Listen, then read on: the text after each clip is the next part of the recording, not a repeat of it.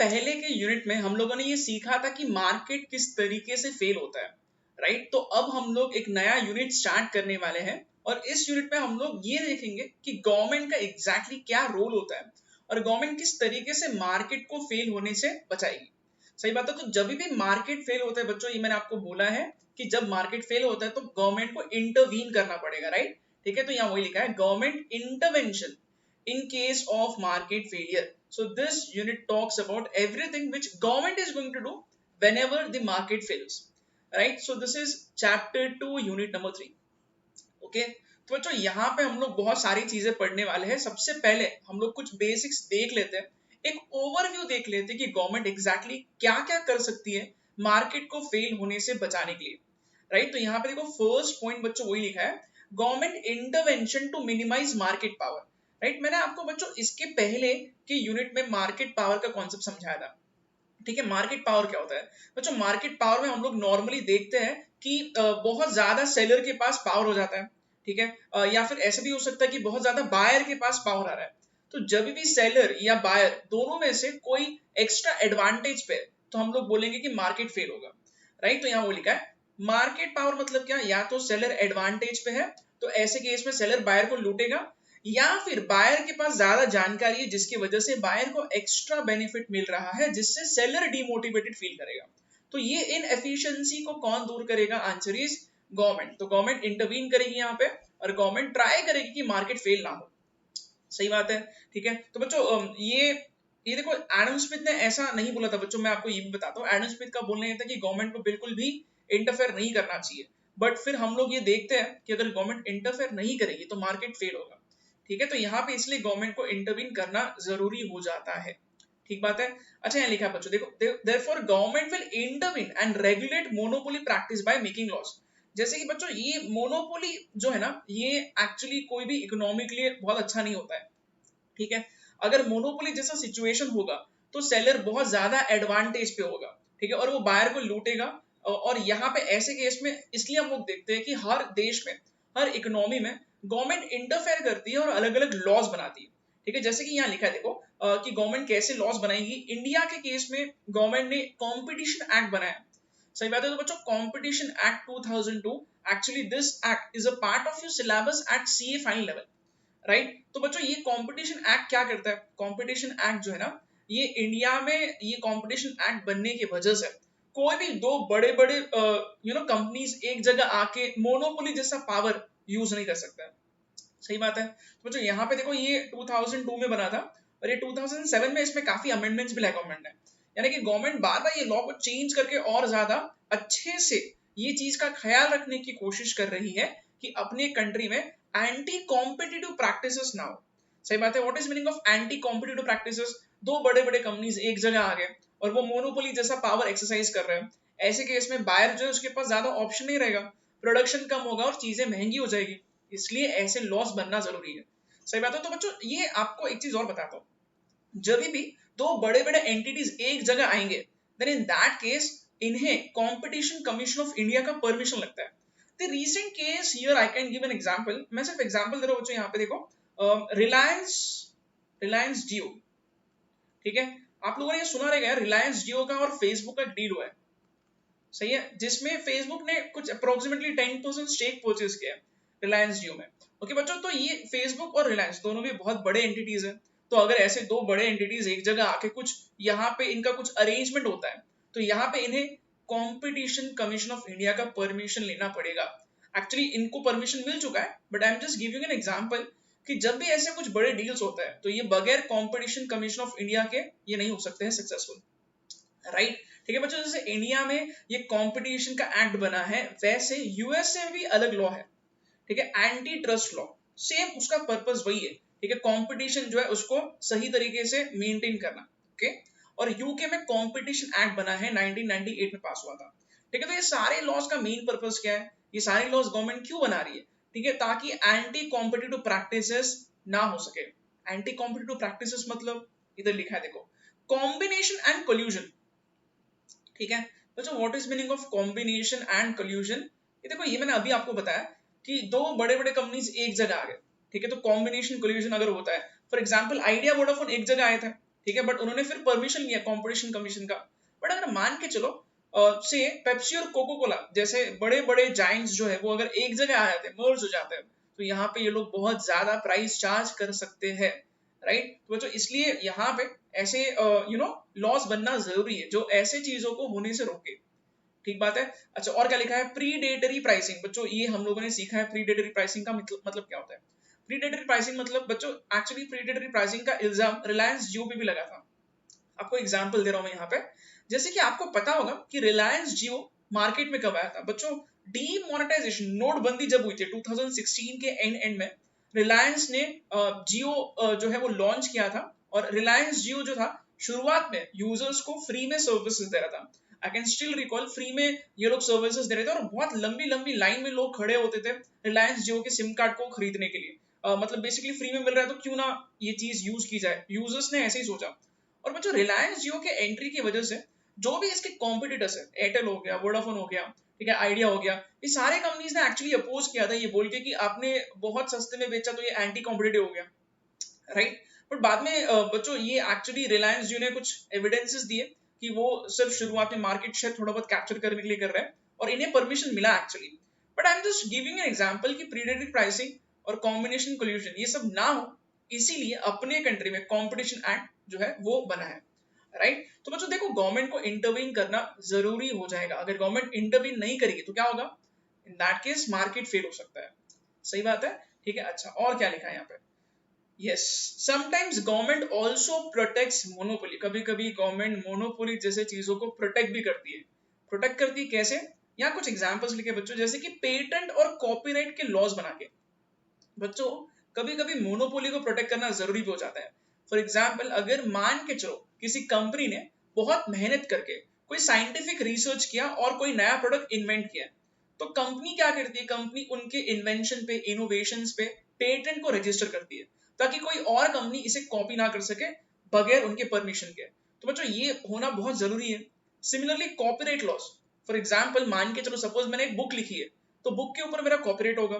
तो अगर कोई पर्सन मेरे बुक के कंटेंट को कॉपी करेगा तो मेरी मेहनत बेकार हो सकती है। तो यहाँ पे मेरे पास मेरे बुक का मोनोपोली जैसा पावर हो जाएगा कि ये कंटेंट सिर्फ मैं ही यूज कर सकता हूँ। इसलिए ऐसे कॉपीराइट लॉज, पेटेंट लॉज होना जरूरी भी होता है, राइट। अगर ऐसा नहीं होगा तो सेलर का नुकसान हो सकता है, ठीक है। तो सेलर को बचाती भी है और सेलर को यहाँ पे थोड़ा स्ट्रिक्ट गाइडलाइंस फॉलो करने के लिए भी बोलती है। जैसे कि एंटी कॉम्पिटिशन अगर होगा, एंटी कॉम्पिटिटिव प्रैक्टिसेस हो गए तो सेलर को मना किया जाएगा और सेलर को बचाने के लिए गवर्नमेंट इंटरफेयर करेगी और पेटेंट और कॉर्पोरेट लॉज भी बनाएगी। तो ऐसा नहीं कि गवर्नमेंट सिर्फ निगेटिव ही सोच रही है सेलर्स का, ठीक है। गवर्नमेंट जो है वो हर एंगल से एक फेयर प्ले के थ्रू यहाँ पे गवर्नमेंट जो है ये सब कुछ होने दे रही है, राइट, ठीक है। अच्छा बच्चों, और यहाँ पे क्या लिखा है, yes, natural monopoly. Okay, natural monopoly जैसे कि से for example electricity, gas, water supplies, ऐसे कुछ अगर एरियाज है तो गवर्नमेंट क्या करती है पता है, गवर्नमेंट जो है वो खुद मोनोपोली पावर यूज करना चाहिए। क्यों ऐसा, बिकॉज इलेक्ट्रिसिटी बेसिक चीज है, गैस बेसिक चीज है, वाटर सप्लाईज ये भी बेसिक चीज है। अगर बेसिक चीजों में गवर्नमेंट मोनोपोली पावर एक्सरसाइज करेगी तो ये बेहतर होगा जनरल पब्लिक के लिए। क्यों ऐसा, बिकॉज गवर्नमेंट जानती है कि अगर वो ये सब सर्विसेज देगी तो काफी सस्ते रेट में लोगों का वेलफेयर का एंगल यहाँ पे होगा। सिमिलरली बच्चों आप लोग ये भी देख सकते हो कि कैसे इंडियन रेलवेज को अपनी कंट्री में गवर्नमेंट ने खुद मोनोपोली जैसा रखा है। उसका रीजन क्या है, बिकॉज गवर्नमेंट ये जानती है कि अगर इंडियन रेलवेज का मोनोपोली का पावर अगर गवर्नमेंट के पास है तो गवर्नमेंट बहुत सही तरीके से लोगों को सस्ते दाम में सर्विसेज दे सकती है, राइट। तो यहाँ वही लिखा है, it is better to have monopoly than having many suppliers. Reason क्या है, बिकॉज गवर्नमेंट जो है यहाँ पे प्राइस को रेगुलेट करती है। सही बात है। तो बच्चों यहाँ पे एक चीज और लिखे, देखो जब भी हम लोग ऐसा देखते हैं कि गवर्नमेंट कोई चीज में मोनोपोली का पावर यूज कर रही है तो इसका रीजन क्या होगा, इसका रीजन होगा कि गवर्नमेंट कम से कम प्राइस में अच्छे सर्विसेज देने की कोशिश करती है, ठीक है। Look at Indian railways for that matter, comparison ही नहीं है कि इंडियन रेलवेज जो प्राइस चार्ज करती है वो बाकी दूसरे प्लेयर्स जो है वो क्या प्राइस चार्ज करेंगे, ठीक है। फॉर एग्जांपल अगर मान के चलो ट्रेन से कहीं ट्रैवल करना है और मान के चलो से रोडवे से मैं ट्रैवल कर रहा हूँ, खुद की गाड़ी से अगर मैं ट्रैवल कर रहा हूँ तो मेरे को पेट्रोल का खर्चा ज्यादा लग जाएगा, ठीक है। ओनली टू से आई एम ट्राइंग टू से दिस बिकॉज गवर्नमेंट बहुत सस्ते रेट में ये सब चीजें प्रोवाइड करने की कोशिश करती है बच्चों, राइट। तो यहाँ लिखा है government regulates the price, acceptable price बोलते हैं इसको। बच्चों देखो आपको एक चीज और बताता हूँ, गवर्नमेंट जो है ना ये चीज का ख्याल रखती है कि अगर सस्ते रेट में सर्विसेज देना है तो कम से कम एक्सेप्टेबल प्राइस तो चार्ज करना चाहिए। यानी कि इंडियन रेलवे फ्री में सर्विसेज नहीं देती है, इंडियन रेलवे पैसा चार्ज करती है, बट कम से कम पैसा चार्ज करना चाहिए। कितना कम से कम? Answer is acceptable price level होना चाहिए। What is meaning of acceptable price level? यहाँ लिखा देखो, रेट ऑफ रिटर्न रेगुलेशन बोलते हैं इसको। यानी कि government ensures minimum profit margin, मतलब गवर्नमेंट का यहाँ पे बिल्कुल ये ट्राई रहता है, गवर्नमेंट ये कोशिश करती है कम से कम थोड़ा बहुत तो प्रॉफिट मार्जिन होना चाहिए। ऐसा क्यों बच्चों? बिकॉज अगर गवर्नमेंट बिल्कुल भी प्रॉफिट नहीं कमाएगी और गवर्नमेंट अगर लॉस में रहेगी, देन इन दैट केस वो बड़े ऑर्गेनाइजेशन को चलाना बहुत मुश्किल हो सकता है। आप लोग इंडियन रेलवे के केस को देख सकते हो बच्चों, गवर्नमेंट ट्राई करती है प्रॉफिट कमाने का, but the problem is that लोग जो है वो बराबर से टिकट का पैसा देते नहीं है, बहुत ज्यादा यहाँ पे मिसमैनेजमेंट है, इस चक्कर में लॉस होता है। सही बात है। तो हम लोग देख सकते हैं बच्चों, गवर्नमेंट जो है वो अगर कुछ अच्छा करने की कोशिश करती है फिर भी अगर लोग पैसा नहीं भर रहे तो इवेंचुअली वो ऑर्गेनाइजेशन को चलाना बहुत मुश्किल होगा।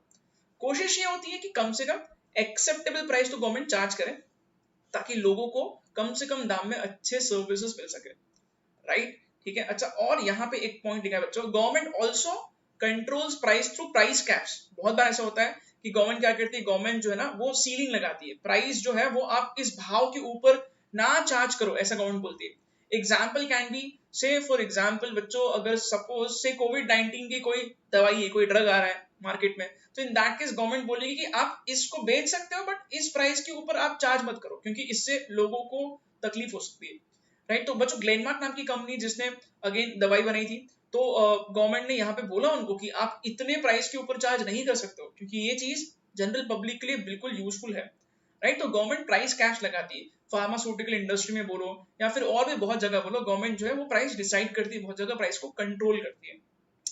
जरूरी है, नहीं करेगी तो अगेन लोगों को लूटा जाएगा और वहां मार्केट फेल होगा। इसलिए हम लोग ये देखते हैं कि जब जब मार्केट फेल होता है तब तब गवर्नमेंट को इंटरफेयर करना जरूरी हो जाता है, राइट? तो बच्चों ये सारे इंट्रोडक्शन वाले पॉइंट्स थे, एक बार क्विकली आप लोग ये सारे पॉइंट्स को नोट करना, फिर हम लोग अगले पॉइंट की तरफ बढ़ते हैं, ठीक है? Yes.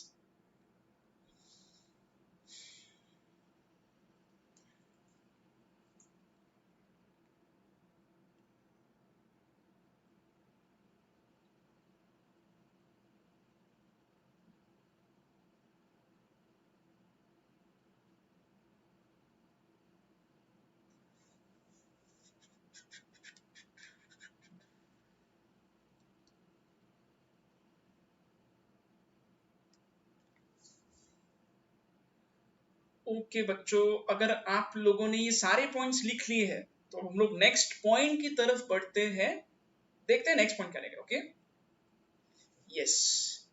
So the next point here is government intervention to control externalities. बच्चों आपको ये पता होगा यार कि एक्सटर्नैलिटीज क्या होता है, हमने डिटेल में सीखा है एक्सटर्नैलिटीज के बारे में, बहुत सारे एग्जांपल्स मैंने आपको बताया, ठीक है? पिछले 2-3 वीडियो से हम लोग वही कर रहे थे। क्या होता है एक्सटर्नैलिटीज? एक्सटर्नैलिटीज मतलब जो अपने कंट्रोल में नहीं है, ठीक है? ये पॉजिटिव भी हो सकते हैं, निगेटिव भी हो सकते हैं। पॉजिटिव कब होगा? वेरी सिंपल, किसी और की वजह से मेरे को फायदा हो रहा है, पॉजिटिव एक्सटर्नैलिटीज। किसी और की वजह से मेरे को नुकसान हो रहा है, निगेटिव एक्सटर्नैलिटीज। सही है? किसी प्रोड्यूसर की वजह से मेरे को फायदा हुआ है, ठीक है? तो क्या होगा? Positive production externality.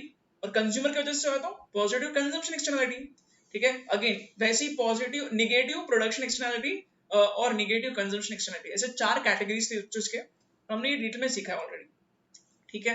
तो जब भी निगेटिव एक्सटर्नैलिटीज मार्केट में होंगे, मतलब किसी के वजह से किसी और को तकलीफ होती है, तो यहाँ पे गवर्नमेंट को बीच में आना जरूरी हो जाएगा। सही बात है। तो यहाँ पे हम लोग पढ़ते बच्चों, यहाँ पे हेडिंग क्या लिखा है? Negative externalities. सही है, निगेटिव एक्सटर्नैलिटीज। यहाँ पे क्या लिखा है? गवर्नमेंट कंट्रोल करेगी इनको और गवर्नमेंट इंटरफेयर करेगी ताकि मार्केट फेल ना हो, राइट? बच्चों इसमें गवर्नमेंट के 2 तरीके हैं, ओके, कि गवर्नमेंट किन तरीकों से एग्जैक्टली मार्केट को फेल होने से बचा सकती है। So the first method is direct control, ठीक है? फर्स्ट मेथड का नाम लिखा है यहाँ पे डायरेक्ट कंट्रोल। अच्छा, ये डायरेक्ट कंट्रोल एग्जैक्टली क्या होता है, मैं आपको आराम से इसको डिटेल में पढ़ के बताता हूँ, ठीक है? यस बच्चों, डायरेक्ट कंट्रोल में यहाँ पे फर्स्ट एग्जांपल लिखा है limiting emissions. Okay, limiting emissions का मतलब क्या होगा? बच्चों गवर्नमेंट क्या करती है पता है? गवर्नमेंट सीधा सीधा बोल देती है, एक सिंपल सा यहाँ पे इक्वेशन रखती है। गवर्नमेंट जो है ना, जो भी फैक्ट्री से पोल्यूशन हो रहा है, ठीक है, इन्हें डायरेक्टली एक नोटिफिकेशन जारी करके बोल देगी कि देखो आप आपके फैक्ट्री से सिर्फ इतने ही हद तक पोल्यूटेंट्स जो है वो आपके फैक्ट्री से निकल सकते हैं। ठीक है, इसका मीनिंग क्या होगा? इसका मीनिंग ये होगा कि बच्चों यहाँ पे फैक्ट्रीज जो है वो बहुत ज्यादा प्रोडक्शन कर ही नहीं सकते। तो बेसिकली गवर्नमेंट बोल रही है कि आप इतना ही प्रोडक्शन कर सकते हो, आपके फैक्ट्री से ज्यादा पोल्यूटेंट नहीं पास करना चाहिए आपने। ठीक है, तो पोल्यूशन कंट्रोल करने के लिए ये लिमिटिंग एमिशंस, ये बहुत ही इंटरेस्टिंग पॉइंट है। सही बात है। तो बच्चों this is direct control, okay, और इससे अच्छा खासा बिल्कुल असर हो सकता है बिकॉज गवर्नमेंट डायरेक्टली रेस्ट्रिक्शन लगा रही है। ओके, अच्छा, और क्या लिखा है? Smoking ban. बच्चों देखो ये सारे एग्जांपल्स हम लोग कौन सी चीज के पढ़ रहे हैं? हम लोग ये देख रहे हैं यहाँ पे कि जब भी एक्सटर्नैलिटीज निगेटिव वाले होंगे तो गवर्नमेंट किस तरीके से इंटरफेयर करके इन्हें रोक सकती है। जैसे कि लिमिटिंग एमिशंस, मैंने आपको एग्जांपल दिया था बच्चों पोल्यूशन वाला। टायर मैन्युफैक्चरर जो है वो अपने फैक्ट्री में टायर मैन्युफैक्चर कर रहा है जिसकी वजह से पोल्यूशन हो रहा है और जो रेसिडेंट्स है इन्हें तकलीफ हो रही है, तो गवर्नमेंट इंटरफेयर करके डायरेक्टली कंट्रोल करेगी। गवर्नमेंट यहाँ पे जितने एमिशंस होने चाहिए उसको यहाँ पे कंट्रोल कर रही है। ठीक है, स्मोकिंग बैन, पब्लिक प्लेसेस पे स्मोकिंग बैन होना चाहिए। जी हाँ बिल्कुल, क्योंकि बच्चों स्मोकिंग के केस में मैंने आपको बताया था कि किस तरीके से निगेटिव कंजम्पशन एक्सटर्नैलिटी होता है। ठीक है, मैं बैठा हूँ पब्लिक प्लेस में और मेरे बाजू में कोई पर्सन सिगरेट स्मोक कर रहा है, तो ऐसे केस में वो सिगरेट का धुआं मेरे बॉडी में जा रहा है और ये होगा निगेटिव कंजम्पशन एक्सटर्नैलिटी का एग्जांपल।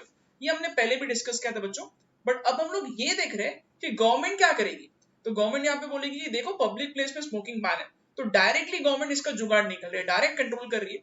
और डायरेक्ट कंट्रोल काफी इफेक्टिव होता है बच्चों, इससे डेफिनेटली क्लियरली बहुत ज्यादा यहाँ पे कंट्रोल होगा, मार्केट फेल होने से बचेगा। ठीक है, थर्ड यहाँ एग्जांपल लिखा है टोबैको। बच्चों टोबैको जैसी चीज ऑफ कोर्स हार्मफुल होती है, तो गवर्नमेंट ने क्या किया? गवर्नमेंट ने टोबैको को पूरी तरीके से बैन नहीं किया। क्यों बैन नहीं किया? Because there are many reasons behind it. Because बच्चों टोबैको का जो लॉबी है ये बहुत ज्यादा स्ट्रॉन्ग लॉबी है, यानी कि जो टोबैको मैन्युफैक्चरिंग इंडस्ट्री में जो भी बड़े बड़े एंटिटीज है, ठीक है, इनके काफी गहरे कनेक्शन है गवर्नमेंट के साथ। एक और रीजन ये है टोबैको को बैन नहीं करने का, वो ये है कि गवर्नमेंट को बहुत ज्यादा टैक्स के फॉर्म में पैसा मिलता है ये सारी चीजों से। ठीक है, तो गवर्नमेंट क्या करती है? गवर्नमेंट बोलती है ठीक है हम टोबैको बैन नहीं करेंगे, बट हम लोग यहाँ पे अदर तरीके से, दूसरे तरीके से इसको कंट्रोल करेंगे। कैसे? गवर्नमेंट ने सीधा सीधा इंस्ट्रक्शन दिया कि टोबैको को आप एडवर्टाइजमेंट में यूज नहीं कर सकते। ठीक है, आप लोग कभी देखोगे नहीं कि सिगरेट स्मोकिंग के लिए एड आ रहा है। इनफैक्ट सिगरेट स्मोकिंग नहीं करना चाहिए इसका एड आता है। ठीक है, हर बार जब हम लोग मूवी देखते हैं तो मूवी के शुरुआत में वो मुकेश की एड आती है कि कैसे उसने सिगरेट स्मोक करने की वजह से उसकी जान चली गई। तो ये ऐसा होता है कि गवर्नमेंट उल्टा ये बोलेगी कि टोबैको स्मोक नहीं करना चाहिए, राइट। और टोबैको का एडवर्टाइजिंग बिल्कुल हम लोग टीवी पे देखते नहीं है, हम लोग कभी टीवी पे ये सारी चीजों की एड नहीं देखेंगे। ओके, और बच्चों अगर टीवी पे एड आती भी है ना, तो ये जो भी इसके टोबैको के मैन्युफैक्चरर्स है they are very smart people. ठीक है, वो एक अलग प्रोडक्ट को मार्केट करेंगे। ठीक है, जैसे कि फॉर एग्जांपल पान मसाला या फिर ऐसे कोई दूसरी चीज को ये मार्केट करेंगे। ओके, रजनीगंधा। ओके, तो ये अलग तरीके से मार्केट करते हैं, हालांकि वो टोबैको को ही इनडायरेक्टली मार्केट कर रहे हैं। तो एडवर्टाइजिंग की गाइडलाइंस गवर्नमेंट ने बनाया। सिमिलरली बच्चों आपको एक और चीज यहाँ पे बताता हूँ, आपने ये भी देखा रहेगा कि गवर्नमेंट ना ही सिर्फ टोबैको के लिए एडवर्टाइजिंग के रूल्स बनाती है बल्कि अल्कोहल के लिए भी बनाती है। ठीक है, तो आप कभी भी टीवी पे अल्कोहल का एड नहीं देखोगे, राइट। अच्छा, अभी बहुत सारे स्टूडेंट्स ये बहस कर सकते हैं सर क्या बात कर रहे हो आप, हमने कितने सारे एड्स देखे जो अल्कोहल सेल करते हैं। बट बच्चों एक्चुअली जितने भी आप अल्कोहल के एडवर्टाइजमेंट देखते हो वहां पे उन्होंने स्मार्टली अल्कोहल वर्ड यूज नहीं किया, उन्होंने सोडा वर्ड यूज किया। सही है, तो किंगफिशर अगर इसका अल्कोहल मार्केट में बिकता है तो ये लोग क्या करेंगे, ये लोग टीवी पे ऐड बताएंगे किसका, सोडा का। Soda is legal, pretty much legal, right. तो ये लोग काफी स्मार्टली इसको लूप होल को यूज कर रहे हैं यहाँ पे खुद के फिगर में। चलो ठीक है, बट गवर्नमेंट का इंटेंशन तो सही था, गवर्नमेंट ने डायरेक्टली कंट्रोल करके काफी सारी चीजें करने की कोशिश की। ठीक है, अच्छा बच्चों अब यहाँ पे इंपॉर्टेंट चीज, जब भी गवर्नमेंट डायरेक्ट कंट्रोल करने की कोशिश करती है तो गवर्नमेंट को बहुत खर्चा करना पड़ेगा एडमिनिस्ट्रेशन पे। यानी कि एक सिंपल एग्जांपल देता हूँ, अभी देखो यहाँ लिखा है पब्लिक प्लेस पे स्मोकिंग बैन है। ओके, गवर्नमेंट ने लॉ तो बना दिया, बट लॉ बनाने के बाद उसको इम्प्लीमेंट करना और इम्प्लीमेंट हो रहा है या नहीं हो रहा है ये मेक श्योर करना बहुत ज्यादा इंपॉर्टेंट होगा, राइट, ठीक है। तो गवर्नमेंट सिर्फ बोल रही है कि ठीक है पब्लिक प्लेस पे स्मोकिंग बैन है, बट यहाँ पे अलग से एक अथॉरिटी बनना चाहिए जो ये देखेगा कि सच में लोग स्मोक कर रहे हैं या नहीं कर रहे हैं। अगर कोई स्मोक कर रहा है तो उसको पनिश भी करो।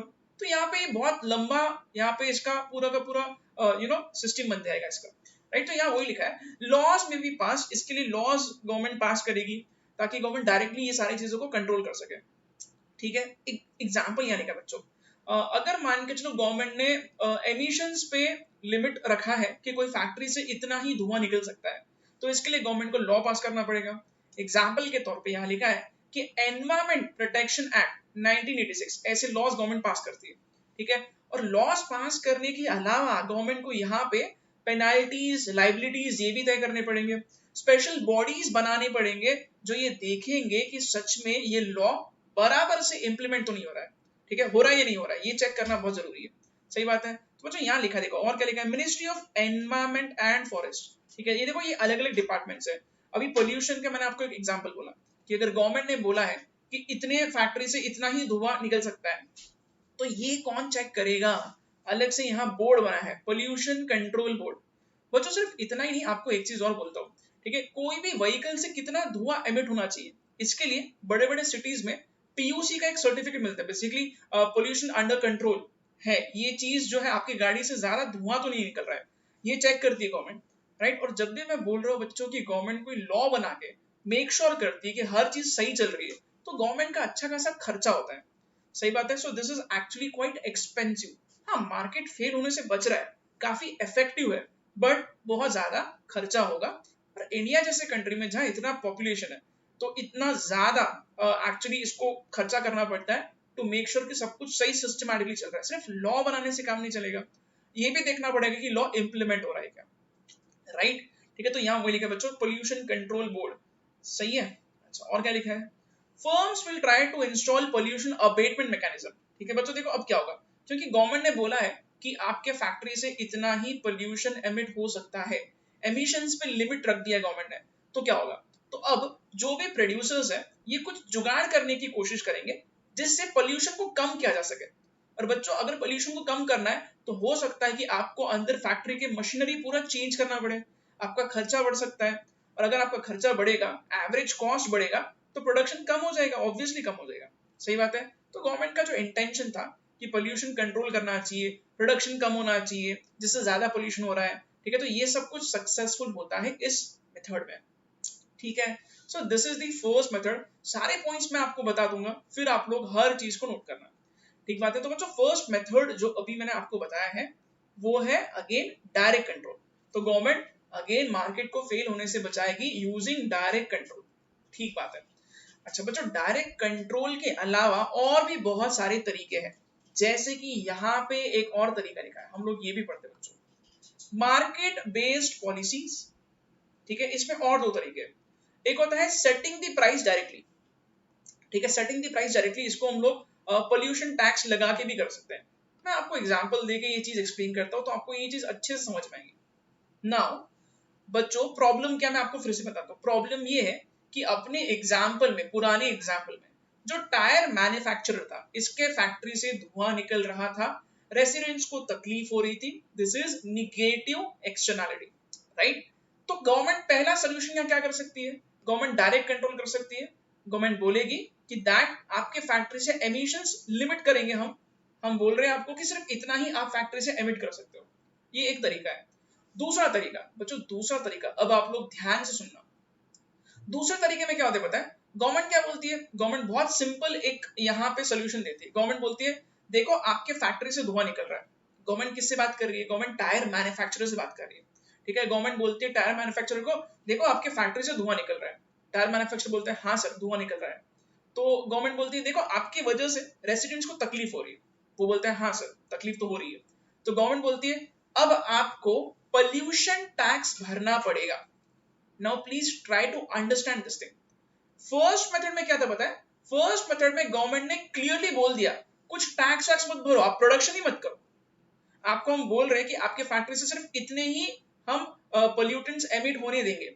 तो इसका मीनिंग क्या है, इसका मीनिंग ये कि गवर्नमेंट डायरेक्ट कंट्रोल कर रही है और डायरेक्टली बोल रही है कि आप इससे ज्यादा प्रोडक्शन कर ही नहीं सकते, ठीक है, आप इससे ज्यादा पोल्यूटेंट्स एमिट कर ही नहीं सकते। इधर क्या होगा पता है, इस मेथड में गवर्नमेंट बोल रही है आपको जितना प्रोडक्शन करना है उतना करो, हम प्रोडक्शन करने पे रोक नहीं रहे, बट आप ज्यादा प्रोडक्शन करोगे तो ज्यादा पोल्यूशन होगा, ज्यादा पोल्यूशन होगा तो आपको ज्यादा पोल्यूशन टैक्स पॉकेट से भरना पड़ेगा। तो इसका मीनिंग क्या है, इसका मीनिंग ये कि गवर्नमेंट जो है वो यहाँ पे प्रोडक्शन के नंबर को कंट्रोल नहीं कर रही है, गवर्नमेंट यहाँ पे अलग तरीके से इनडायरेक्टली बोल रही है कि अगर आपकी वजह से ज्यादा पोल्यूशन होगा तो हम आपसे ज्यादा टैक्स कलेक्ट करेंगे। सो फंडा यहाँ पे सिंपल है, इधर और इधर फर्क क्या है बच्चों, इधर this method is very effective, which method, direct control, क्योंकि डायरेक्ट कंट्रोल में गवर्नमेंट ने क्या बोला, हमें टैक्स नहीं चाहिए, हमें प्रोडक्शन कम चाहिए, खत्म होगी बात, हम बोल रहे इतना ही आप एमिट कर सकते हो, इससे ज्यादा आप एमिट नहीं कर सकते हो। और इधर क्या है, सेटिंग द प्राइस डायरेक्टली में, यहाँ पे ये होगा कि गवर्नमेंट बोलेगी कि आपको जो प्रोडक्शन करना है करो, बट अगर आप ज्यादा प्रोडक्शन करोगे ज्यादा पोल्यूशन होगा, ज्यादा पोल्यूशन होगा ज्यादा पोल्यूशन टैक्स आपको भरना पड़ेगा। This is also called as external cost. ये तो बच्चों मैंने आपको अलग से बताया था, this is external cost which government is collecting. ठीक है, आपको ये इक्वेशन याद आना चाहिए बच्चों, देखना आप इसके पहले आपने लिखा था, मैंने आपको ये बताया था कि private cost plus external cost will be equal to social cost. ठीक बात है। अच्छा यहाँ लिखा देखो बच्चों, पोल्यूटर पे पॉलिसी, सिंपल सा पॉलिसी, नाम क्या इसका, पोल्यूटर पे पॉलिसी, मतलब जिसने पोल्यूशन किया है, जो पोल्यूटर है, ही इज गोइंग टू पे द अमाउंट, ज्यादा पोल्यूट करोगे ज्यादा पैसा आपको देना पड़ेगा। सही है। यहाँ एक चीज और, no limit on emission, very interesting, यहाँ गवर्नमेंट लिमिट नहीं कर रही है एमिशंस पे, आपको जितना धुआं करना है उतना धुआं करो, बट ज्यादा धुआं करोगे ज्यादा टैक्स भी भरना पड़ेगा, तो ये चीज आपको दिमाग में रखनी पड़ेगी, राइट। तो जो ये चीज किसने बोल दी पता है, ये जो सोल्यूशन था ना, पोल्यूशन टैक्स लगाओ, ये गवर्नमेंट को पोल्यूशन टैक्स लगा के ये चीज को कंट्रोल करना चाहिए, ये एसी पिगो ने बोला है, right. AC Pigou very famous economist he was, ठीक है, इसलिए इसको हम लोग पिगोवियन टैक्सेस भी बोलते हैं। ठीक है, पिगोवियन टैक्सेस मतलब बेसिकली पिगो ने ये बोला है कि टैक्स उसे भरना चाहिए जिसकी वजह से ये निगेटिव एक्सटर्नैलिटी हुआ है, जिसने धुआं किया है वो टैक्स भरेगा, ज्यादा धुआं किया है ज्यादा टैक्स भरो, सिंपल सा फंडा है, राइट। ठीक है, बट बच्चों यहाँ पे मैं आपको एक चीज और बोलता हूँ, गवर्नमेंट का इंटेंशन क्या था, वेरी सिंपल, गवर्नमेंट चाहती थी कि मार्केट फेल ना हो। कैसे, गवर्नमेंट बोल रही थी कि देखो आपको ज्यादा पोल्यूशन टैक्स भरना पड़ेगा, इस चक्कर में हो सकता है कि बहुत ज्यादा प्रोडक्शन ना हो, बहुत ज्यादा प्रोड्यूसर्स जो है वो थोड़े यहाँ पे अवेयर हो और प्रोडक्शन कम हो जाए। ठीक है, बट यहाँ पे बच्चों एक इंटरेस्टिंग चीज लिखी है, ये हम लोग पढ़ते हैं, देखो यहाँ क्या लिखा है, problems in administering and efficient pollution tax. देखो ये क्या लिखा है यहाँ पे बच्चों, दिस इज वेरी इंपॉर्टेंट, देखो सोसाइटी को कितनी तकलीफ हुई है उतना पोल्यूशन टैक्स लगाना चाहिए। It is very difficult to calculate कि टायर मैन्युफैक्चरर के फैक्ट्री से जो धुआं निकल रहा है इससे सोसाइटी को एग्जैक्टली कितना नुकसान हुआ है, ये निकालना बहुत मुश्किल है, इसीलिए एग्जैक्ट अमाउंट कैलकुलेट करना पोल्यूशन टैक्स का, this is actually very very difficult.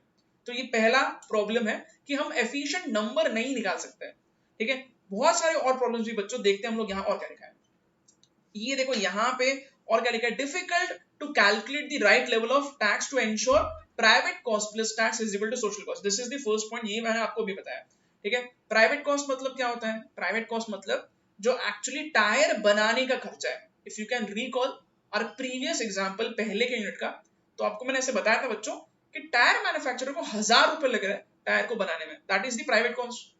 Tax, pollution tax add कर दो यहाँ पे, ये देखो ये मैंने 1000 रुपए बोला था बच्चों आपको, और पोल्यूशन टैक्स मैंने बोला था कि गवर्नमेंट ने 100 रुपए ऐड किए, तो ये 1100 रुपए क्या हो जाएगा, this will be the social cost, right. ठीक है, तो बच्चों ये कैलकुलेट करना बहुत मुश्किल है कि कितना टैक्स ऐड करना चाहिए जिससे अगेन पोल्यूशन कम हो सके, बराबर है।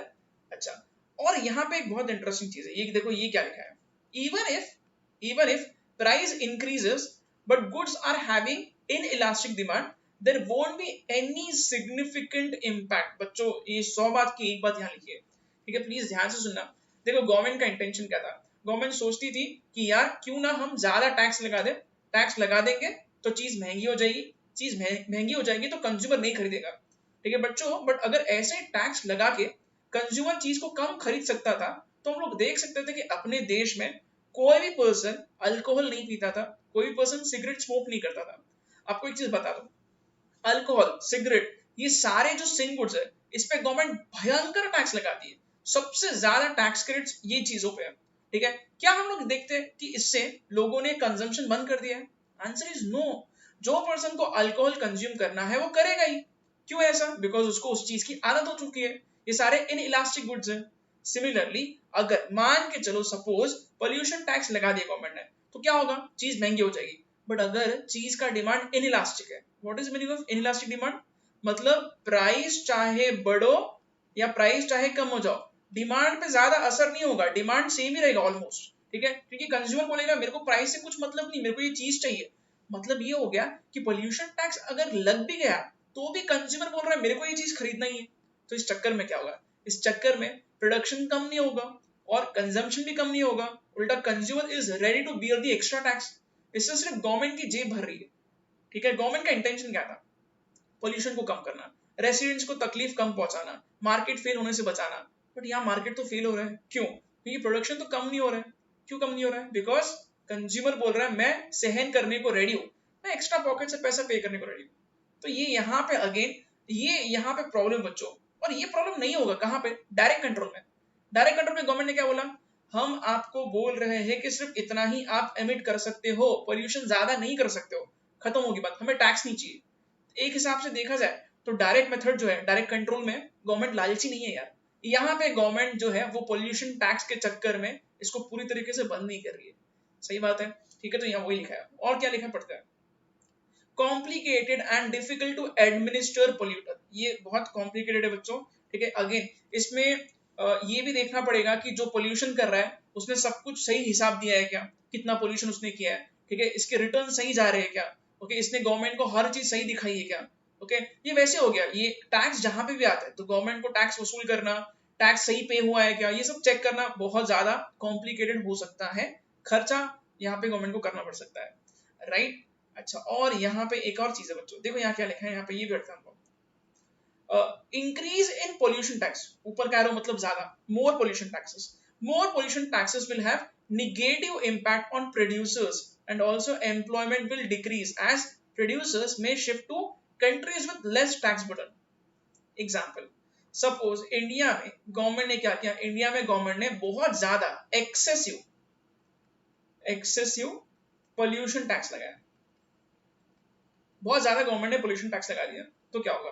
तो जो इंडिया में जो मैन्युफैक्चरर था, जो इंडिया में मैन्युफैक्चरिंग कर रहा था, ये क्या करेगा? ये इंडिया छोड़ देगा और इंडिया छोड़ के ये दूसरे कंट्री चला जाएगा। ठीक है, से फॉर एग्जांपल सपोज सिंगापुर जा रही है। ठीक है, इंडिया छोड़ के कहां चला गया? ये मैन्युफैक्चरर सिंगापुर चला गया। क्यों? क्योंकि सिंगापुर की गवर्नमेंट ज्यादा पोल्यूशन टैक्स नहीं लगाती है। तो क्या होगा? तो इस चक्कर में बच्चों ये अगर प्रोड्यूसर दूसरे देश में जा रहा है तो अपने कंट्री में जो एम्प्लॉयमेंट जनरेट हो रहा था वो नहीं होगा। तो एक और प्रॉब्लम है यहाँ पे, राइट। तो गवर्नमेंट बहुत ज्यादा टैक्स लगा भी नहीं सकती है। तो यहाँ पे इसलिए ये मेथड इतना भी इफेक्टिव नहीं है। तो इसलिए इसकी काफी प्रॉब्लम्स है। एग्जाम में आपको ये क्वेश्चन आ सकता है, प्लीज ध्यान से सुनना। एग्जाम में छोटे छोटे क्वेश्चन ही आते हैं बच्चों। सो इन एग्जाम द एग्जामिनर में आज क्योंकि ये मेथड के प्रॉब्लम्स क्या है, तो आपको ये सारे प्रॉब्लम्स लिखने पड़ेंगे। कौन से प्रॉब्लम्स एग्जाम में पूछे जा सकते हैं? देखो यहाँ पे आपको ये लिखना पड़ेगा। ठीक है, ये मैंने हाईलाइट किया, देखो बच्चों already, this problems in administering and efficient pollution tax. ये प्रॉब्लम्स आपको लिखने पड़ेंगे। सही बात है। तो ये इंपॉर्टेंट चीज है बच्चों, इसको इंपॉर्टेंट मार्क करना आप लोग। 2 मार्क का क्वेश्चन आ सकता है, 4 मार्क के लिए भी शायद पूछा जा सकता है। छोटे छोटे क्वेश्चन से आते हैं, सो इस पे क्वेश्चन बनता है बच्चों, ये आप दिमाग में रखना। ठीक है, ओके, नेक्स्ट देखते हैं यहाँ क्या लिखा है। एक और मेथड है बच्चों यहाँ पे जिससे गवर्नमेंट ये मार्केट को फेल होने से बचा सकती है। Very interesting method this is. देखते हैं यहाँ क्या लिखा है। हाँ, यहाँ लिखा है सेटिंग द प्राइस इनडायरेक्टली। ये क्या होता है setting the price indirectly? This is very interesting. मैं आपको एग्जांपल से ये चीज एक्सप्लेन करूंगा बच्चों। ये सेटिंग द प्राइस डायरेक्टली मतलब गवर्नमेंट डायरेक्टली बोल रही है इतना पोल्यूशन किया, इतना पोल्यूशन टैक्स भरो। सिंपल है। ठीक है, सेटिंग द प्राइस इनडायरेक्टली ये क्या होगा? ये मैं आपको एग्जांपल देता हूं पहले, फिर आपको ये समझ में आएगा। ओके, यस बच्चों, एग्जाम्पल पे आपका पूरा ध्यान यहाँ होना चाहिए। ठीक है, सपोज गवर्नमेंट ने बोला है कि आप आपके फैक्ट्री से 100 यूनिट्स का ही पोल्यूशन कर सकते हो। एग्जाम्पल है, ठीक है, 100 यूनिट्स का ही पोल्यूशन, इतने ही आप एमिट कर सकते हो, इतने ही यूनिट्स का पोल्यूशन आपको अलाउड है। ठीक है, आपके फैक्ट्री से 100 यूनिट्स के ऊपर पोल्यूटेंट्स नहीं निकलना चाहिए। ओके, गवर्नमेंट ने ये कंट्रोल कर दिया। ये इस इस जैसा ही है लिमिटिंग एमिशंस, बट यहाँ पे थोड़ा अलग होगा। क्या अलग होगा ये मैं आपको एक्सप्लेन करता हूँ। बच्चों गवर्नमेंट ने अब यहाँ पे एक लिमिट सेट कर दी है। गवर्नमेंट आके बोलती है देखो हमने हर एक मैन्युफैक्चरर को इंस्ट्रक्शन दिए कि हर एक मैन्युफैक्चरर के फैक्ट्री से 100 यूनिट्स ही पोल्यूटेंट्स एमिट हो सकते हैं, ये हमने लिमिट तय कर दी है। ठीक बात है, ओके। अब क्या होगा, से फॉर एग्जाम्पल यहाँ पे बच्चों क्या हो सकता है, दो मैन्युफैक्चरर्स है, एक है मिस्टर ए और दूसरा है मिस्टर बी। ए के फैक्ट्री से पोल्यूशन निकलता है सिर्फ 50 यूनिट्स, सही है। ए ने क्या किया, ए ने अपने फैक्ट्री में मशीन्स पूरे चेंज कर दी और ए ने बहुत ज्यादा साइंटिफिक रिसर्च पे खर्चा किया। ए ने बहुत रिसर्च करके ऐसे मशीन्स लगाए जिससे पोल्यूशन कम से कम एमिट हो सके, जिससे एनवायरमेंट को बचा सके। ठीक है, तो ये क्या करता है, ए को पता है कि गवर्नमेंट ने लॉ बना दिया। लॉ क्या है, लॉ ये है कि 100 यूनिट्स के ऊपर पोल्यूशन नहीं एमिट होना चाहिए, पोल्यूटेंट्स नहीं जाना चाहिए। तो ए बहुत सही तरीके से बहुत रिसर्च एंड डेवलपमेंट करता है, अच्छे मशीन्स यूज करता है, इको फ्रेंडली मशीन्स यूज करता है, पोल्यूशन को कम करता है। ठीक है, जेन्युइन एफर्ट लगा इसने। तो गवर्नमेंट के इस एफर्ट की वजह से ए ने यहाँ पे बहुत मेहनत किया है और ए ने सच में यहाँ पे बहुत इफेक्टिवली इसको कम किया है। ठीक है, बहुत अच्छी बात है। तो ए की फैक्ट्री तो बंद नहीं होगी क्योंकि ए ने अगेन बिलो द लिमिट अपने पोल्यूटेंट्स को एमिट करने का लिमिट जो है उससे कम ही इसने रखा है। अब बी का प्रॉब्लम क्या है, बी का प्रॉब्लम ये है कि इसके फैक्ट्री में मशीन्स काफी पुराने थे। तो इस चक्कर में क्या होगा, इस चक्कर में इसके फैक्ट्री से 150 यूनिट्स एमिट हो रहे हैं।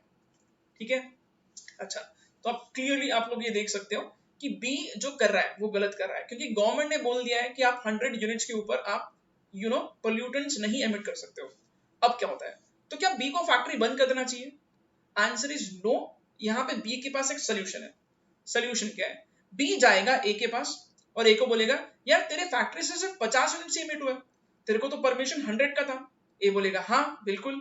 तो यहाँ पे बच्चों ए के पास एक्स्ट्रा क्रेडिट यहाँ पे बचेंगे।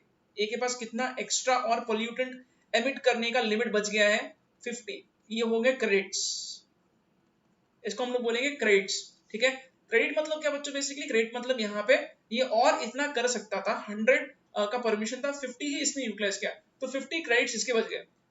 दिस कैन बी ट्रेडेड, इसको हम लोग ट्रेड कर सकते हैं मार्केट में, राइट। तो इसका मीनिंग क्या है, इसका मीनिंग ये कि बी जो है अगर ये ज्यादा पोल्यूशन करता है तो इसे क्रेडिट्स परचेज करना पड़ेगा मार्केट से।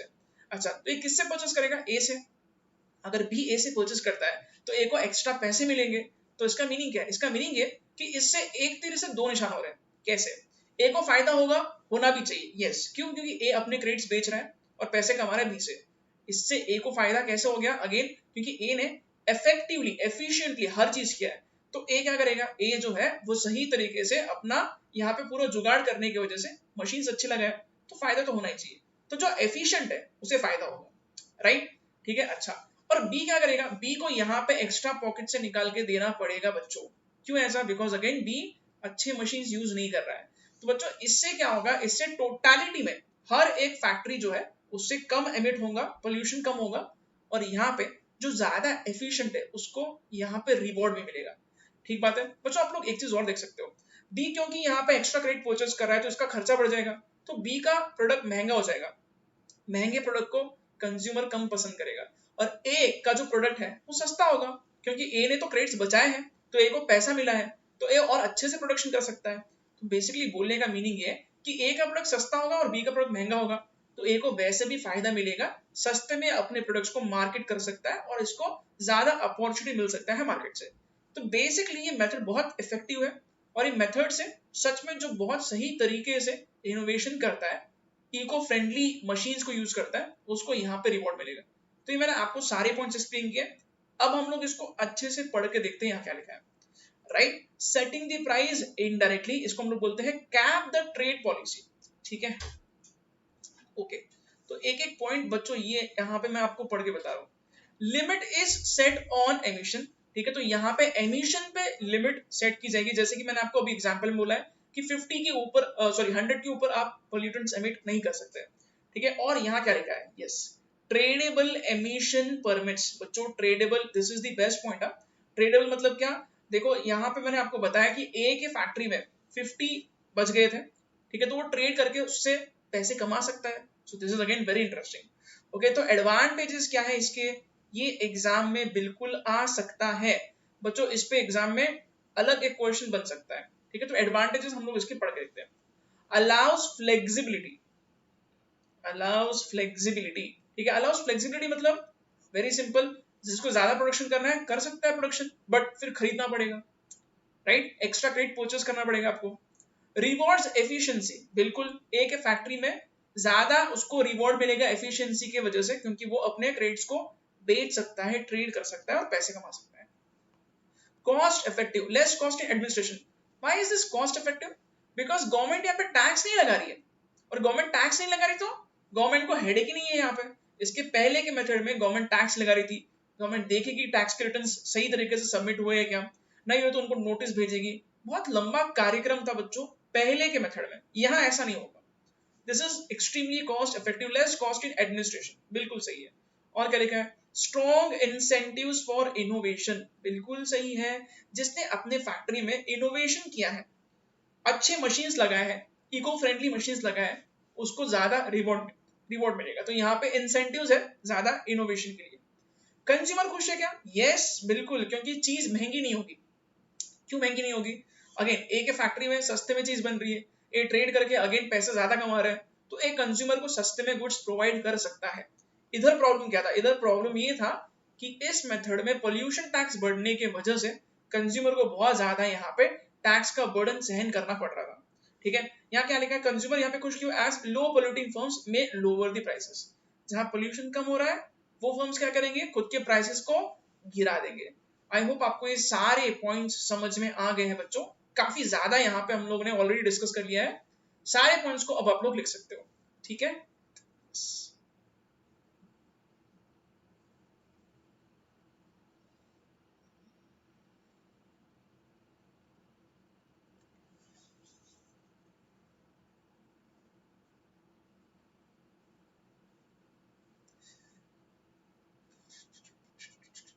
बच्चों ट्राई करो कि आप लिखते लिखते इसको लर्न भी करो, राइट।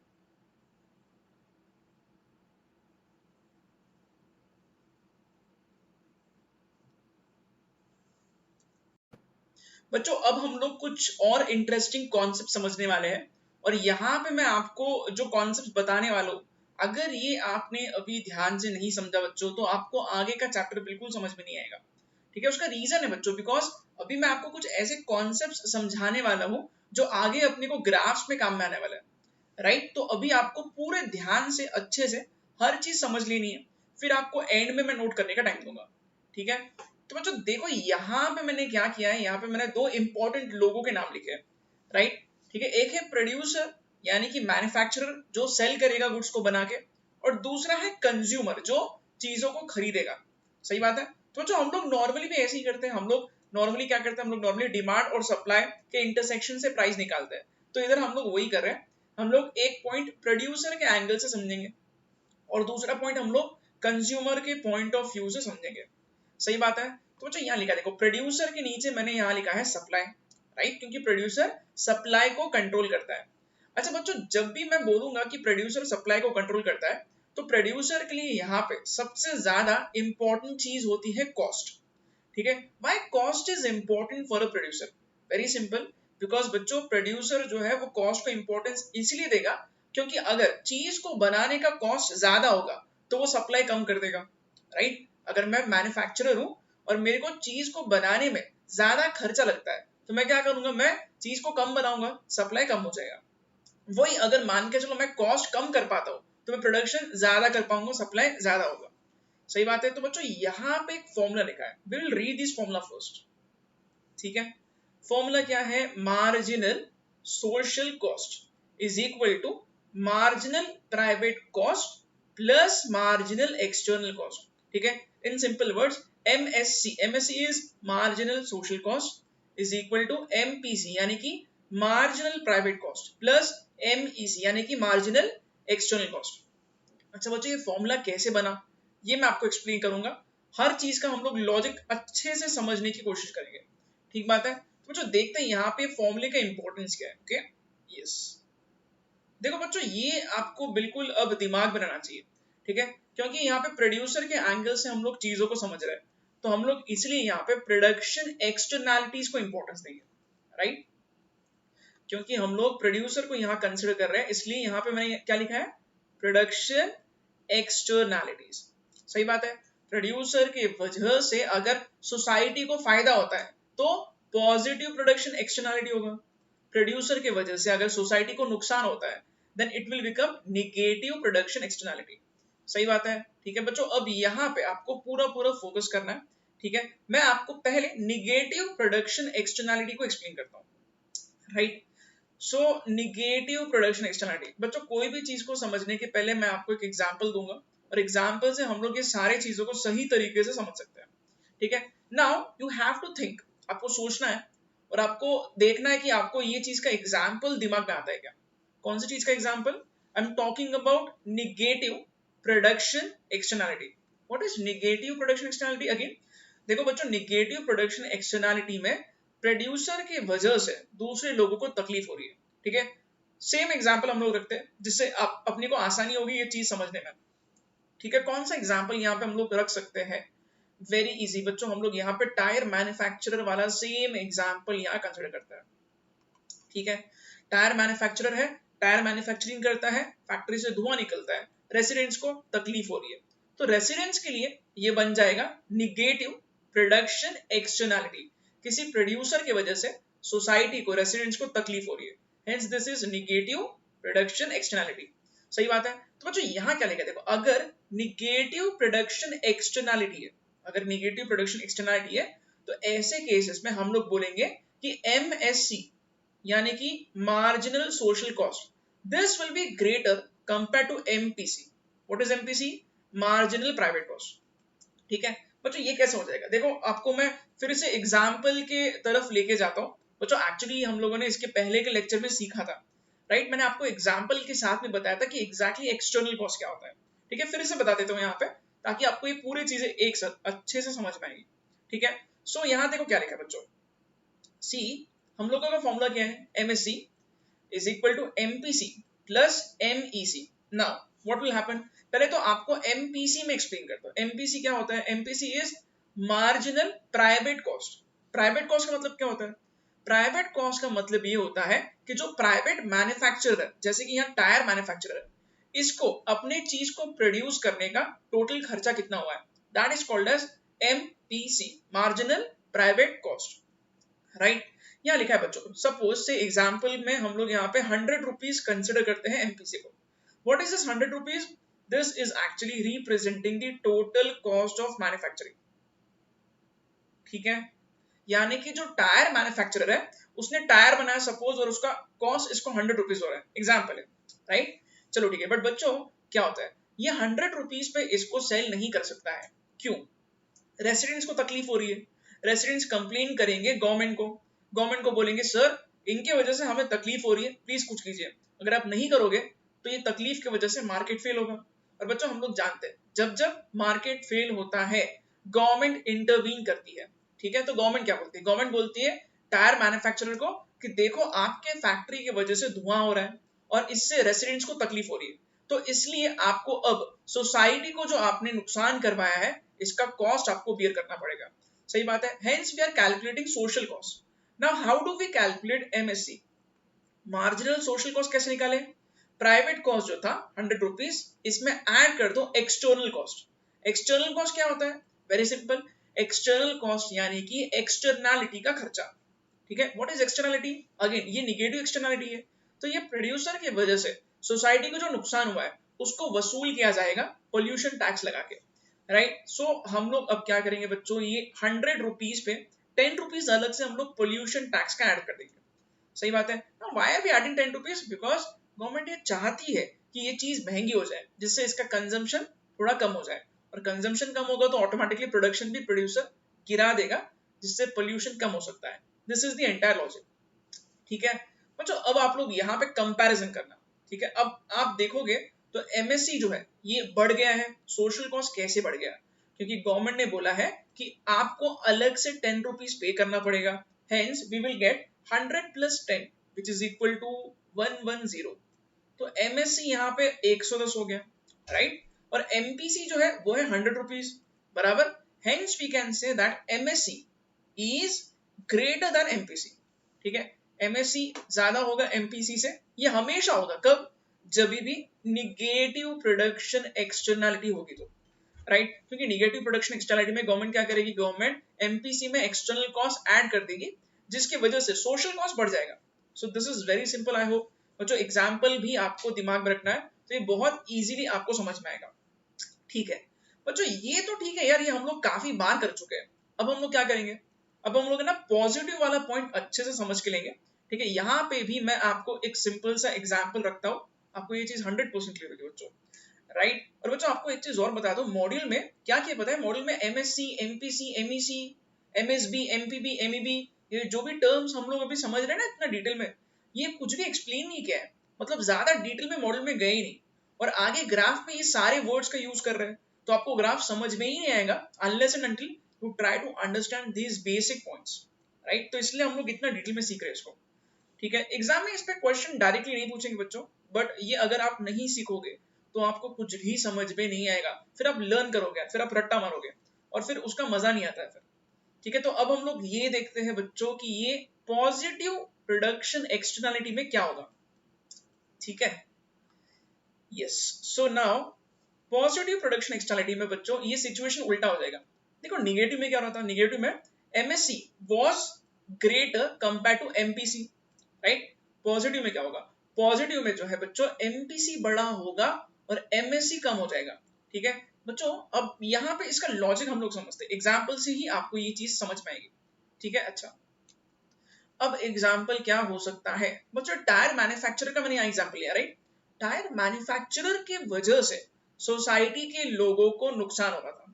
ठीक है, तो अब हम लोग एग्जाम्पल को चेंज करते हैं। हम लोग क्या सीख रहे हैं अभी? Positive production externality. मीनिंग क्या है इसका? मीनिंग बच्चों ऐसा समझ लो कि जो प्रोड्यूसर है वो प्रोडक्शन कर रहा है, और प्रोडक्शन करने की वजह से सोसाइटी को फायदा हो रहा है। ठीक है, ऐसा हो सकता है क्या कि प्रोड्यूसर ने ऐसी कोई चीज मैन्युफैक्चर करने की कोशिश की है जिससे जनरल पब्लिक को फायदा हो रहा है बगैर कुछ किए। ठीक है, जिससे पोल्यूशन कम हो रहा है, या फिर जिससे से लोगों का वेलफेयर हो रहा है, जो भी है। बहुत सारी चीजें हो सकती है, इको फ्रेंडली प्रोडक्ट्स बना रहा है, ठीक है, जल्दी रिसाइकल होते हैं ऐसे कुछ प्रोडक्ट बना रहा है, से फॉर एग्जाम्पल। ठीक है, या फिर सोलर एनर्जी से जुड़े हुए प्रोडक्ट्स बना रहे हैं, जिससे सोसाइटी को भी इन जनरल फायदा होगा। ठीक बात है। तो बच्चों अब यहाँ पे सिचुएशन को आप उल्टा कर लो। ठीक है, सिचुएशन में आप लोग ऐसा इमेजिन करो कि से मैन्युफैक्चरर जो है ना वो ऐसा कोई प्रोडक्ट बना रहा है जिससे सोसाइटी को बेनिफिट हो रहा है। से फॉर एग्जांपल हम लोग है ना ऐसा बोलते हैं, सोलर बैटरीज मैन्युफैक्चर करने वाला पर्सन है, सोलर बैटरीज मैन्युफैक्चर करने वाला पर्सन है। ठीक है, तो सोलर बैटरीज मैन्युफैक्चरिंग करने से फायदा किसको होगा? कंज्यूमर को तो फायदा होगा ही, इन जनरल सोसाइटी को भी इसका फायदा मिलेगा। कैसे? वेरी सिंपल, बिकॉज बच्चों सोलर एनर्जी जो है ये अनलिमिटेड है। ठीक है, तो बेसिकली सन का एनर्जी अगर हम लोग यूज करते हैं तो हम लोग बहुत सही तरीके से एनर्जी को यूटिलाइज कर रहे हैं, राइट। तो बच्चों ये चीज को गवर्नमेंट प्रमोट करना चाहिए। क्यों? क्योंकि इससे जनरल पब्लिक का फायदा हो रहा है। देखो लॉजिक अब समझने की कोशिश करना। पहले निगेटिव एक्सटर्नैलिटी था, तो निगेटिव एक्सटर्नैलिटी में गवर्नमेंट जो है डीमोटिवेट कर रही है मैन्युफैक्चर को, तो पॉजिटिव एक्सटर्नैलिटी में क्या होगा? मोटिवेट करना चाहिए। ठीक है, इन सिंपल वर्ड्स अगर निगेटिव प्रोडक्शन एक्सटर्नैलिटी में गवर्नमेंट आती है और गवर्नमेंट आके बोलती है आपको ज्यादा टैक्स भरना पड़ेगा क्योंकि आपकी वजह से सोसाइटी को नुकसान हुआ है, तो पॉजिटिव प्रोडक्शन एक्सटर्नैलिटी में गवर्नमेंट यहाँ पे टैक्स मांगेगी नहीं बल्कि पैसा देगी। तो टैक्स लेने का अपोजिट है सब्सिडीज देना, सही है। ठीक है, तो गवर्नमेंट क्या करेगी? गवर्नमेंट यहाँ पे ऐसे मैन्युफैक्चरर्स को प्रमोट करती है। कैसे? सी, अब देखो बच्चों ये फॉर्मूला अपना फिर से मैंने वैसे लिख दिया। सो अपना फॉर्मूला क्या? MSC is equal to MPC plus MEC, right. ठीक है, तो अब क्या होगा, अब बच्चों एमपीसी जो है, ये जो सोलर बैटरीज बनाने वाला पर्सन जो है, ये जो मैन्युफैक्चरर है, ये बोल रहा है सर मेरे को 100 रुपीज का कॉस्ट है, ठीक है, तो ये क्या हो जाएगा, this ₹100 which is total cost of manufacturing, this is the MPC, सही बात है, राइट। अब क्या होगा, अब बच्चों गवर्नमेंट के पास ये जाकर बोलते हैं सर देखो मेरे प्रोडक्ट की वजह से ना सोसाइटी को फायदा हो रहा है, तो प्लीज आप कुछ मेरे को मदद कीजिए, मेरे को मदद कीजिए। तो यहाँ पे गवर्नमेंट क्या करती है, गवर्नमेंट बोलती है ठीक है सही बोल रहे हो आप, आपकी वजह से सोसाइटी को फायदा हो रहा है तो आपको हम सब्सिडीज देंगे ना। गवर्नमेंट जब पॉकेट से पैसा निकाल के लोगों को देती है, मैन्युफैक्चरर्स को देती है, तो इससे क्या होगा, इससे डेफिनेटली ये एमईसी निगेटिव हो जाएगा। What is meaning of negative MEC, very easy, यहाँ पे एमईसी पॉजिटिव था, क्यों, क्योंकि गवर्नमेंट टैक्स ले रही है, तो यहाँ पे गवर्नमेंट पैसा दे रही है, तो ये निगेटिव होना ही है, ठीक है। निगेटिव क्या अपने को इंप्लाई करते हैं, निगेटिव से हमें ये समझ में आना चाहिए कि हमारा कॉस्ट जो है वो कम हो जाएगा, तो 100 रुपीज हमारा कॉस्ट था, गवर्नमेंट ने 10 दे दिए, तो अपना खर्चा टोटलिटी में कम हो जाएगा, सही बात है। तो ये सब्सिडीज या इंसेंटिव्स देने की वजह से एमएससी निगेटिव हो जाएगा, और इस चक्कर में हम लोग देखेंगे कि एमएससी यानी कि सोसाइटी से जो पैसा वसूल किया जाएगा वो होगा ओनली 90 रुपीज, राइट, ठीक है। तो बच्चों इन सिंपल वर्ड्स यहाँ लिखा देखो, MSc is 90 rupees, MPC is 100 rupees, यानी कि कॉस्ट तो मैन्युफैक्चरिंग का ज्यादा था, बट जब सोसाइटी को ये चीज बेची जा रही है तब सिर्फ 90 रुपीज चार्ज किया जा रहा है, क्यों, क्योंकि गवर्नमेंट ने सब्सिडी दिया है, राइट। सो इन सिंपल वर्ड्स हम लोग यहाँ बोल सकते हैं बच्चों, MSc is smaller compared to MPC because this is a case of positive production externality, सही है। तो बच्चों ये वाला एग्जाम्पल भी आपको दिमाग में रखना चाहिए, एग्जाम्पल्स अगर आप दिमाग में रखोगे, अगर आप थोड़ा सोचोगे तो आपको ऑटोमेटिकली इसका लॉजिक समझ में आएगा, ठीक है। तो दोनों भी अलग तरीके से, अपोजिट तरीके से वर्क करते हैं, राइट, ठीक है। तो बच्चों ये यहाँ पे मैंने आपको ये फॉर्मूला लॉजिकली सब कुछ बताया, MSC is equal to MPC plus MEC, MSc will be greater than MPC कब, negative production externality में, and MPC will be greater than MSc कब, positive production externality में, ठीक है। तो ये प्रोड्यूसर का एंगल यहाँ पे पूरी तरीके से क्लियर होना चाहिए, ठीक है। अब क्या करना है बच्चों, प्रोड्यूसर का एंगल समझने के बाद में हमें कंज्यूमर का पॉइंट ऑफ व्यू भी समझना चाहिए, very simple, this is again examples दूंगा मैं, एग्जाम्पल से 100% क्लियर होगा, ठीक है। तो बच्चों कंज्यूमर डिमांड को कंट्रोल करता है, राइट, और डिमांड जो है ना, इसके लिए हमें सबसे ज्यादा इंपॉर्टेंस देना है, जितना बेनिफिट मिला है या यूटिलिटी मिला है उतना कंज्यूमर वो चीज को डिमांड करेगा, ठीक है, सिंपल चीज है। ओके बच्चों, ये सेम चीज अल्फ्रेड मार्शल अंकल ने भी बोला है यार, अल्फ्रेड मार्शल ने बोला है कि कंज्यूमर वही चीज का डिमांड ज्यादा करेगा जिससे उसको यूटिलिटी मिल रहा है, सही बात है, ठीक है। तो बच्चों यहाँ फॉर्मूला हम लोग थोड़ा सा उसी पैटर्न में रखते हैं, बट यहाँ पे टर्म्स को हम लोग चेंज करेंगे, राइट। इधर फॉर्मूला क्या था, marginal social cost is equal to marginal private cost plus marginal external cost।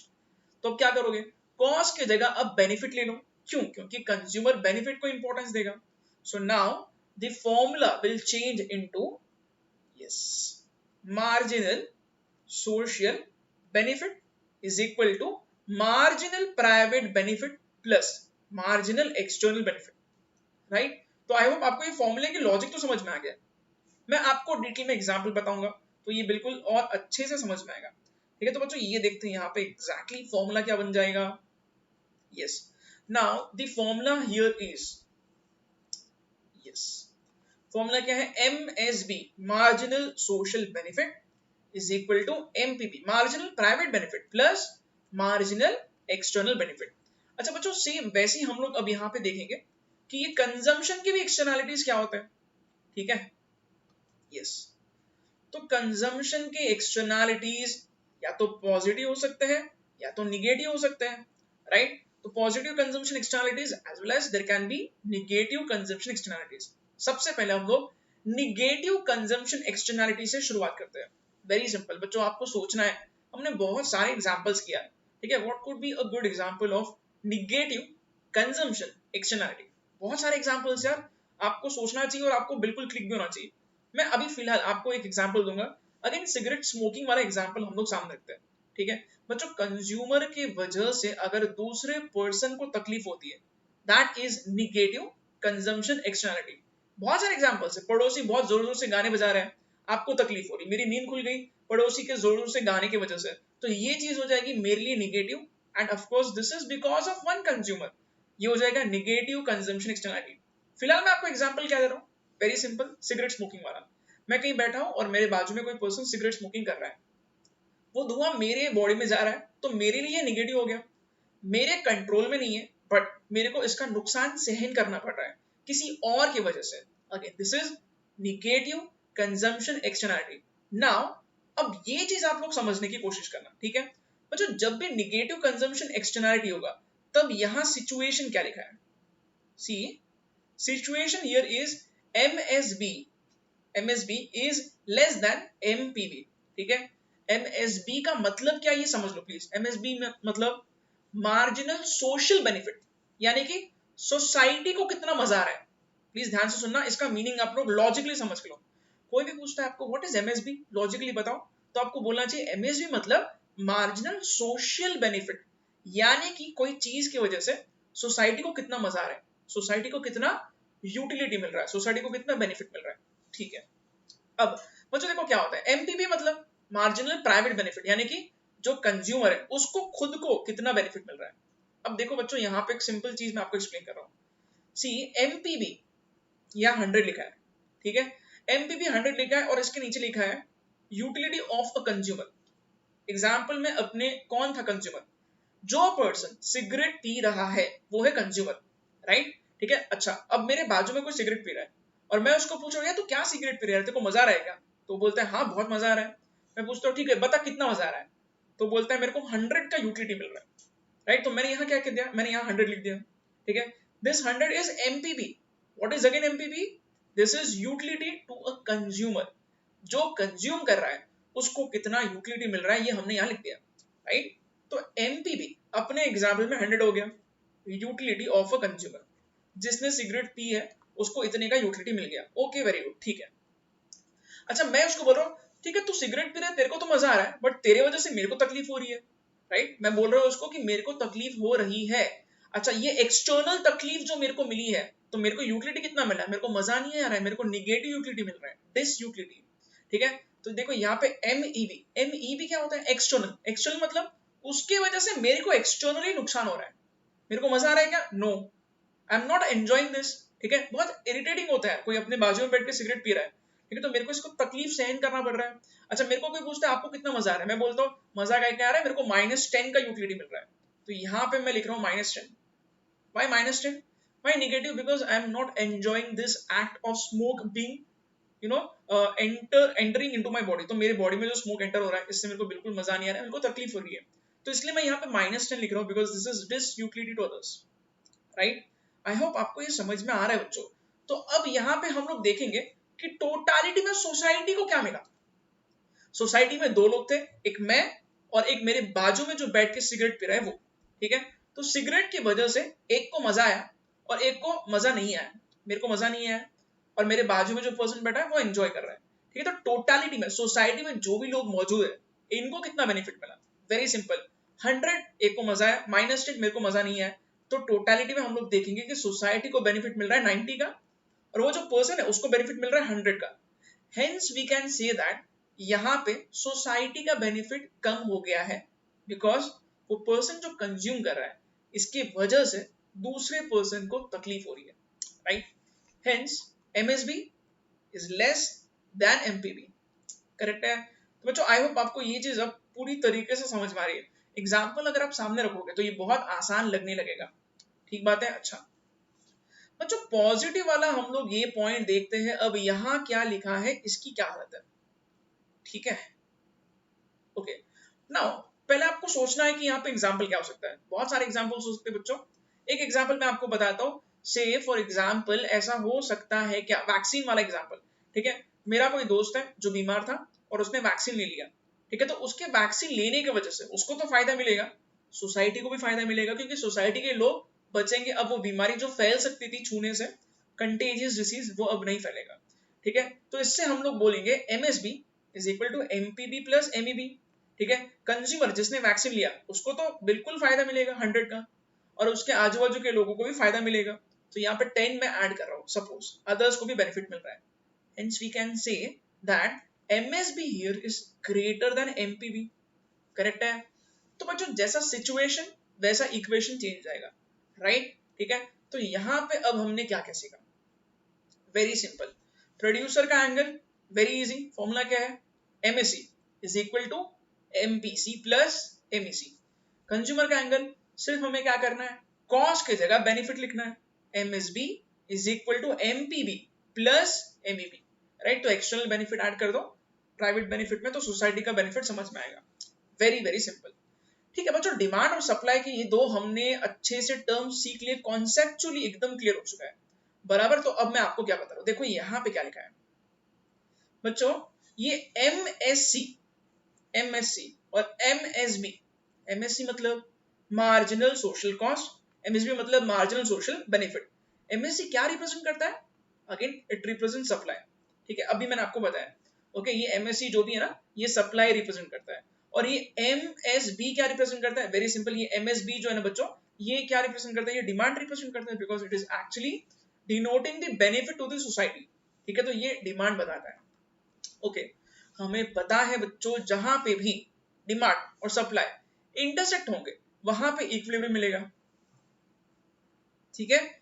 So we have equilibrium here, MSC is equal to MSC is equal to MSB, और यहाँ पे हमको इक्विलिब्रियम मिलेगा, right. तो बच्चों देखो, अब यहाँ पे मैं आपको एक चीज और बता रहा हूँ, वेरी सिंपल, ठीक है। अगर एमएससी ज्यादा है एमएसबी से, ठीक है, इसका मीनिंग क्या है, इसका मीनिंग है कि सोसाइटी को इस चीज का बेनिफिट कम मिल रहा है, बट प्रोडक्शन ज्यादा हो रहा है, सप्लाई ज्यादा है, डिमांड कम है, ठीक है। सोसाइटी को फायदा नहीं मिल रहा है, बट इसका प्रोडक्शन ज्यादा हो रहा है, तो क्या करना चाहिए, प्रोडक्शन को कम करना चाहिए, बिल्कुल, क्योंकि प्रोडक्शन ज्यादा हो रहा है, लोगों को चाहिए ही नहीं है, लोग डिमांड कम कर रहे हैं, therefore production must be decreased.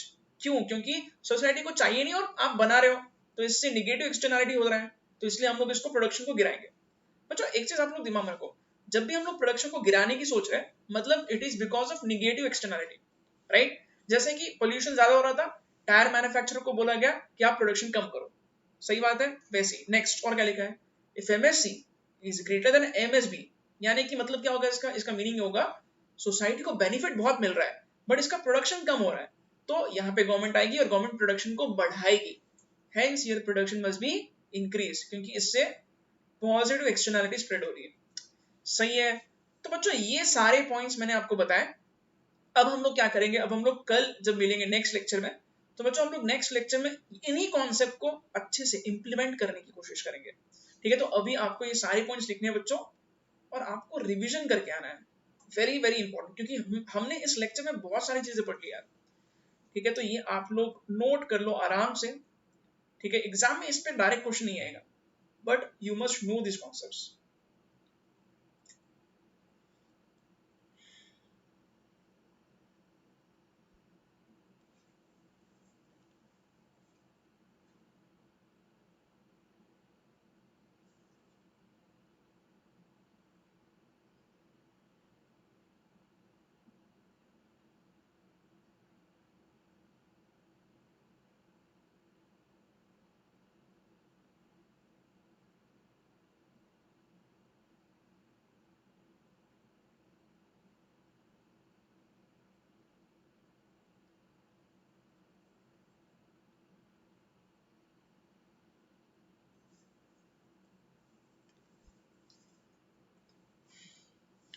Okay तो बच्चों अब हम लोग मिलेंगे नेक्स्ट लेक्चर में, प्लीज इसको अच्छे से पढ़ना है आपको, ताकि नेक्स्ट लेक्चर जो बहुत हैवी है उसको आपको बहुत सही तरीके से अगर समझना है, तो आपको ये सारी चीजें रिवीजन करना पड़ेगा बच्चों, राइट। यस।